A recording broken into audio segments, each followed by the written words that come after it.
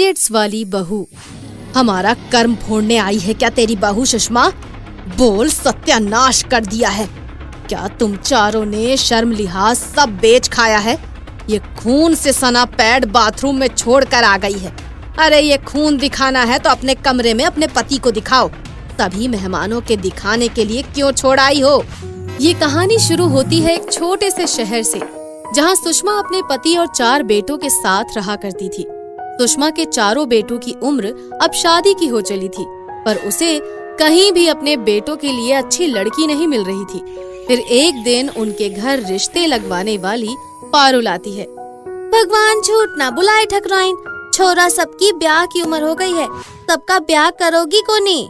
करनी तो है पारुल, पर छोरियां बची कहाँ है पारुल?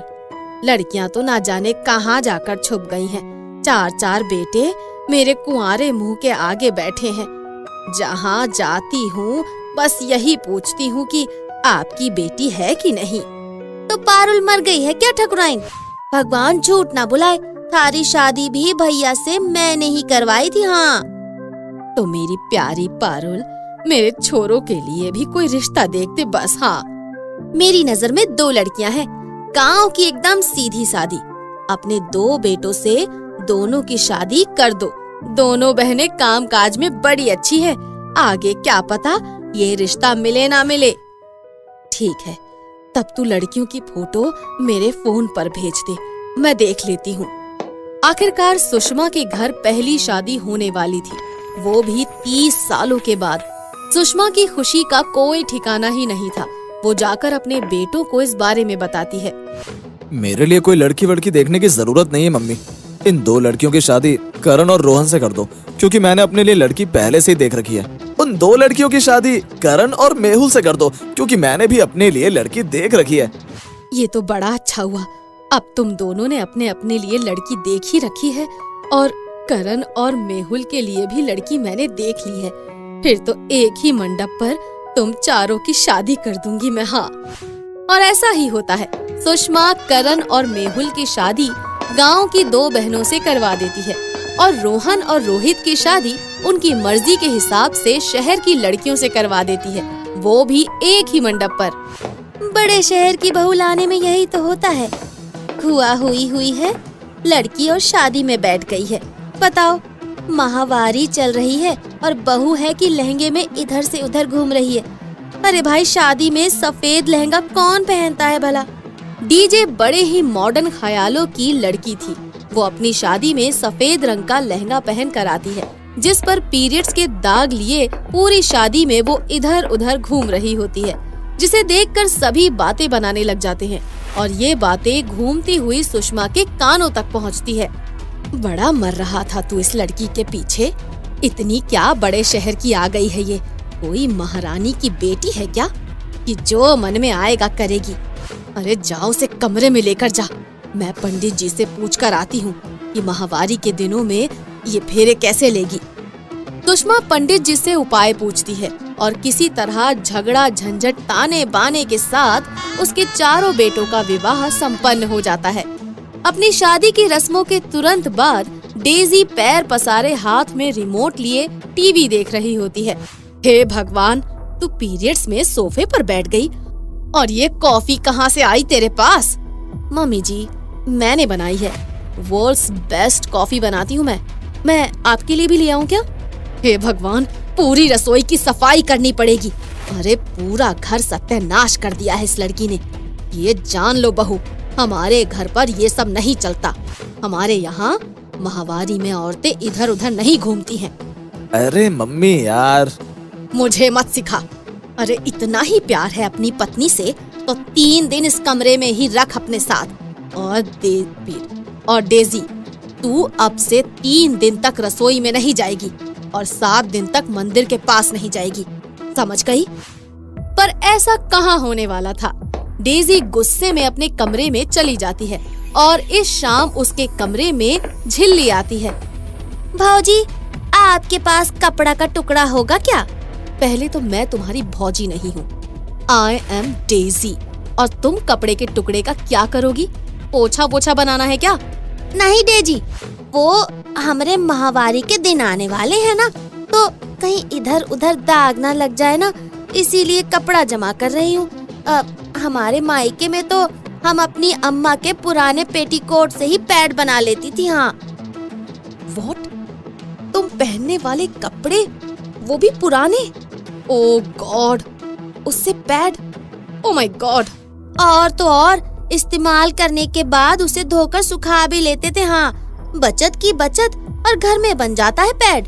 तुम्हें पता भी है ये कितना अनहाइजीनिक हो सकता है, एक ही पैड को बार बार यूज करना। लो, मैं तुम्हें पैड देती हूँ, इसे बस यूज करो और फिर फेंक दो, समझी? जब भी तुम्हें पीरियड्स आए तो तुम इसे यूज कर लेना। 1 हफ्ते बाद तुम चारों अपने अपने कपड़े पैक कर लो, मेरे भाई की बेटी की शादी है, हमें आज शाम को ही निकलना है। हाय, मेरा पेट लगता है। कोई बच्चा जन्ने वाली हो क्या? हे भगवान, कहीं तेरे माहवारी के दिन तो नहीं आ गए? जब देखो कोई ना कोई बहू माहवारी में ही बैठी रहती है। हे प्रभु, मैं तुझे एक टोटका बताती हूँ, वो कर दे तो तेरा दिन टल जाएगा और हम शादी में भी जा सकेंगे। अब अपनी सास की बात मानकर चारों बहुएं अपनी सास के साथ अपने भाई के बेटे की शादी में जाने के लिए निकल पड़ती हैं। पार्क से वहाँ पहुँचते ही सुषमा की तीनों बहुओं को एक साथ पीरियड्स हो जाते हैं। जेठानी जी, मेरे तो माहवारी के दिन आ गए हैं। अब दूल्हा अगर मुझे देख लेगा तो उसकी उम्र न कम हो जाए, मुझे तो बड़ी चिंता हो रही है। Are you mad, छिबरी? मैं अभी भैया से मिलकर आई हूँ और उनकी उम्र को कुछ नहीं हुआ है। मैं भी पीरियड्स में हूँ, हर जगह घूम रही हूँ। और अब मम्मी जी की संस्कारी बहू बनकर उन्हें बता मत देना कि तुम्हें पीरियड्स हुए हैं। नैन्सी के इतना कुछ बताने के बाद भी छिबरी फूट फूट कर रोने लग जाती है। ओह, अब क्या हुआ? लग रहा है खून आना शुरू हो गया है, लगाने के लिए कोई कपड़ा भी नहीं है। ये लो, अभी मैंने रोहन से मंगवाया है, लो अब सीधा वॉशरूम में जाओ। छिबरी को पैड यूज करना नहीं आता था, वो हड़बड़ी में पैड यूज करती है। पैड सही से स्टिक ना होने के कारण वॉशरूम में ही गिर जाता है। छिबरी के वॉशरूम से निकलने के बाद उसकी सास वॉशरूम में जाती है और वहाँ पैड देख लेती है। हॉल में बैठे सभी लोगों के सामने कलेशी गुस्से से हाथ में पैड लिए आती है और कहती है, हमारा कर्म फोड़ने आई है क्या तेरी बहू सुषमा? बोल, सत्यानाश कर दिया है। क्या तुम चारों ने शर्म लिहाज सब बेच खाया है? ये खून से सना पैड बाथरूम में छोड़ कर आ गई है। अरे ये खून दिखाना है तो अपने कमरे में अपने पति को दिखाओ, तभी मेहमानों के दिखाने के लिए क्यों छोड़ आई हो? पर मेरी तो कोई बहू पीरियड्स में नहीं है। अरे तो क्या ये मेरा पैड है? 20 साल पहले ही मेरी माहवारी बंद हो गई है, मुझसे पहले तेरी बहू ही वॉशरूम में थी। ये सुनते ही छिबरी फूट फूट कर रोने लग जाती है और डर से कांपने लग जाती है। देख ले, तेरी बहू फूट फूट कर कैसे रो रही है, और तुझे अभी भी शक है कि वो माहवारी में नहीं है। फिर तो पीरियड्स में मैं भी हूँ और झिल्ली भी है, तो क्या हो गया? कोई भूकंप आ गया क्या?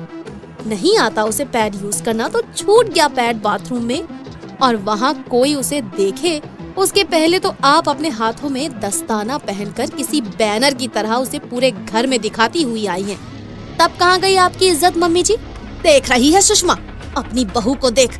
बहू को इतना छूट देना भी अच्छा नहीं है। मैंने सुना है कि नानी जी को डायपर पहनना पड़ता है क्योंकि कई बार बेड पर उन्हें लूज मोशन हो जाता है। तो क्या उनके डायपर को लेकर आप यूं ही घर में इधर उधर घूमती फिरती हैं क्या? जैसे उन्हें अपने लूज मोशन पर कंट्रोल नहीं है, वैसे ही लड़कियों को अपने पीरियड्स पर कंट्रोल नहीं होता। झिबरी गांव से आई है, उसे पैड यूज करना नहीं आता। हो गई उससे गलती, आप भी उसे अपनी बेटी समझकर माफ कर देती, पर नहीं। नैन्सी सही कह रही है मामी, दुनिया आजकल बहुत मॉडर्न हो गई है और आप लोग कहाँ इन छोटी मोटी चीजों में लगे पड़े हैं। किसी को नहीं पता पीरियड्स के बारे में, क्लास 6 के बच्चों तक को ये पता होता है। कल आपकी बहू आएगी तो क्या उसके साथ भी यही करेंगी? और रोहन के साथ साथ कलेशी का बेटा भी अपनी माँ के खिलाफ ही खड़ा हो जाता है। छोड़िए ना भाभी जी, बच्चे ठीक ही कह रहे हैं, ये भी जमाने के साथ बढ़ना आना चाहिए। पीरियड्स वाली मैडम। रंजना कक्षा 8 के बच्चों को पढ़ा रही थी। अचानक फर्स्ट बेंच पर बैठने वाली छात्रा कनक जोर से बोली, मैडम आपकी साड़ी में खून लगा है। खून? ओके तुम लोग बैठ जाओ, मैं अभी आती हूँ। रंजना को समझ में आ जाता है कि उसे पीरियड्स हुए हैं। हे भगवान, मुझे लगता है मैडम को कैंसर हो गया है। जब मेरी मौसी को कैंसर हुआ था तो उनके शरीर से कहीं से भी ब्लीडिंग होने लगती थी। अब तो मैडम मर जाएगी। अरे तो क्या हुआ, आजकल तो हर बीमारी का इलाज होता है। पागल है, मुझे नहीं लगता। ये मैडम की लास्ट स्टेज है, देखना कितनी वीक नजर आती है। रंजना स्टाफ रूम में जाकर अपनी साड़ी साफ करती है और सैनिटरी पैड यूज करके वापस क्लास में आ जाती है। कनक अपने घर में अपनी मम्मी को ये बताती है, मम्मी उसकी चाची से। ये देखो आजकल स्कूलों में क्या हो रहा है, टीचर्स को भी जरा भी तमीज नहीं है।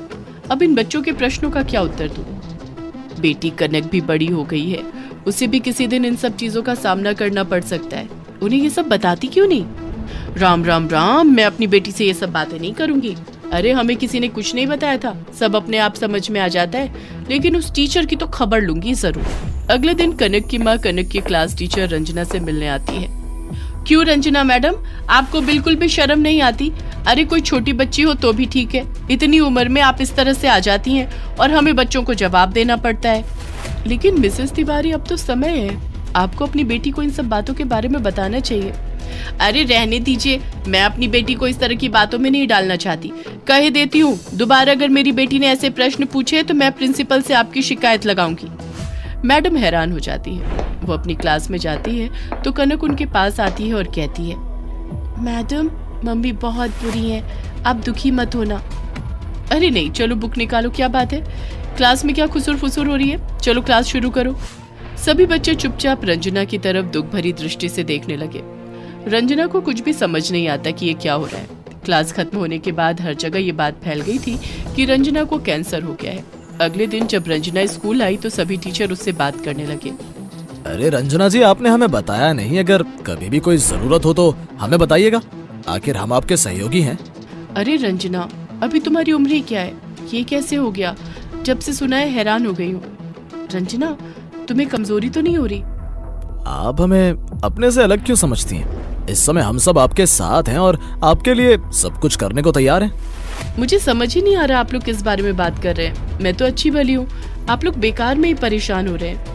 रंजना जी, कल क्लास में आपके साथ जो हादसा हुआ, उसके बाद से सारे स्कूल में पता चल चुका है कि आपको क्या हुआ है। अब छुपाने की कोई जरूरत नहीं। हेल, ये भी कोई बात है सिंपैथी दिखाने की? आप लोग को शर्म नहीं आती क्या? एक लड़की से इस तरह बात करनी चाहिए। मेरे पीरियड्स हुए हैं, क्या इसके लिए मुझको ढिंढोरा पिटवाना पड़ेगा? सब लोग अपनी क्लास में चले जाते हैं। रंजना अपनी क्लास में जाती है तो सभी बच्चे बिल्कुल शांति से चुपचाप बैठकर अपना काम करते हैं। कोई भी रचना को परेशान नहीं करता। ये सब हो क्या रहा है? बस पीरियड्स ही तो हुए हैं, ये लोग ऐसा बिहेव कर रहे हैं जैसे मुझे न जाने क्या हो गया है। कनक को बुलाती हूँ, वही बताएगी। कनक, जरा इधर आना बेटा। Yes madam. अरे अरे अरे, तुम रो क्यों रही हो? क्या हुआ, बताओ ना। तुम्हारी तबीयत खराब है? नहीं मैम, मुझे पता चल चुका है, सबको पता चल चुका है कि आपको कैंसर हो गया है। क्या? ये क्या बकवास है? किसने कहा मुझे कैंसर हो गया है? मैडम आप छुपाइए मत, मौसी को भी जब कैंसर हुआ था तो उनके कपड़े में ऐसे ही खून लग जाता था। मम्मी बहुत रोती थी और फिर एक दिन मौसी हमें छोड़कर हमेशा के लिए भगवान के पास चली गई। तो ये बात है, यानी कि पूरे स्कूल में तुमने सबको बताया है कि मुझे कैंसर हो गया और मैं मरने वाली हूँ। देखो कनक, मुझे ऐसा कुछ नहीं हुआ है, ये पीरियड्स हैं और ये हर लड़की को होते हैं। नहीं मैम, हमें तो नहीं होते, क्लास में किसी को भी नहीं होते। चलो छोड़ो, मैं उसके बारे में तुम्हें बाद में बताऊंगी। बस इतना जान लो कि मुझे कुछ भी नहीं हुआ है और मैं बिल्कुल ठीक हूँ। अब हम लोग क्लास शुरू करते हैं। अगले दिन जब कनक फुटबॉल मैच देखने स्टेडियम गई तो अचानक उसके पेट में दर्द होने लगा। वो बाथरूम गई तो वहाँ एक लड़की उसे देखकर बोली, ए सुनो, तुम्हारी पूरी स्कर्ट पर ब्लड लग गया है। पता नहीं कितनी बेशर्म है ये लड़कियाँ, लगता है माँ बाप इन्हें कुछ भी नहीं सिखाते। कनक को कुछ भी समझ में नहीं आ रहा था। वो तेजी से वहाँ से भागने लगी तो उसे रास्ते में दो लड़के मिले तो उसी का मजाक उड़ाते हुए बोले, ये देखो मिस पीरियड। खूनी लड़की। कनक स्टेडियम के पास रखे बड़े से डस्टबिन के पीछे छुप गई। तभी वहाँ पर एक लड़का जिसका नाम शांतनु था आया और बोला, अरे अरे अरे, तुम रो क्यों रही हो? परेशान क्यों? क्या हो गया? क्या मैं तुम्हारी कोई मदद कर सकता हूँ? आखिर बात क्या है, बताओ ना, शायद मैं तुम्हारी कुछ मदद कर सकूं। डरो नहीं, मैं पास में रहता हूँ। नहीं नहीं, तुम भी मुझे उन लड़कों की तरह सताने आए हो। चले जाओ यहाँ से प्लीज। ये लड़के तुम्हें परेशान क्यों कर रहे हैं? क्या ये तुम्हें जानते हैं? मैं तुम्हें घर छोड़ाता हूँ। तुम नहीं समझोगे, मैं घर नहीं जा सकती। मेरी स्कर्ट पर ब्लड लग गया है, सब मेरा मजाक उड़ाएंगे। ओह, क्या तुम्हें पीरियड्स हुए हैं? लगता है तुम्हें पहली बार पीरियड्स हुए हैं। तुम सब जानते हो पीरियड्स के बारे में। क्यों, तुम्हारी मम्मा ने नहीं बताया तुम्हें? मेरी मम्मा ने कहा कि इन दिनों लड़कियों का बहुत ध्यान रखना चाहिए, क्योंकि वो काफी पेन और मूड स्विंग से गुजरती हैं। उन्हें पैड्स यूज करने पड़ते हैं। काश माँ ने मुझे ये समझाया होता। शांत, तो मेरे पास पैड्स नहीं है, भला मैं कैसे जाऊंगी? मेरी स्कर्ट भी खराब हो गई है, सब मेरा मजाक उड़ाएंगे। अरे तुम घबराओ मत, मेरा घर पास में ही है। मम्मा तुम्हारी मदद जरूर करेंगी। कनक उसके साथ घर जाती है। मम्मा प्लीज यहाँ आइए। ये कनक है, ये फुटबॉल ग्राउंड में रो रही थी और सभी लड़के से परेशान कर रहे थे। क्यों, क्या हुआ? अरे कनक, तुम शांतनु के साथ इतनी घबराई हुई क्यों? क्या हुआ? रंजना मैम आप? माँ, इसके पहले पीरियड्स आ गए हैं, इसके पास पैड्स भी नहीं है और इसकी स्कर्ट भी खराब हो गई है। सभी मूर्ख लड़के इसे चिढ़ा रहे थे, इसलिए मैं इसे यहाँ ले आया। मुझे तुझ पर गर्व है बेटा।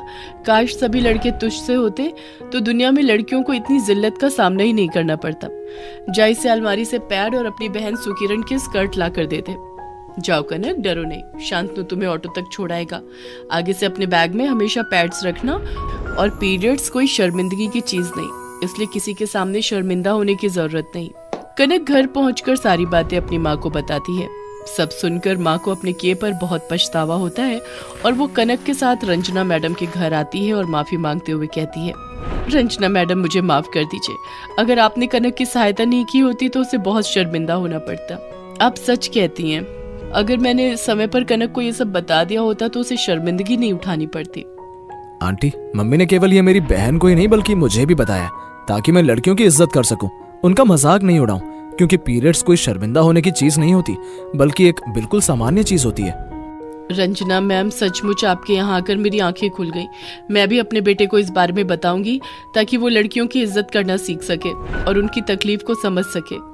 कनक की मम्मी कनक को लेकर घर चली जाती है और उसके बाद अगले दिन रंजना मैम उनसे बात करके लड़कियों को होने वाली पीरियड्स के बारे में भी क्लास देना शुरू कर देती है, ताकि किसी भी लड़की को कभी भी शर्मिंदा ना होना पड़े और पीरियड्स वाली मैडम के नाम से फेमस हो जाती है।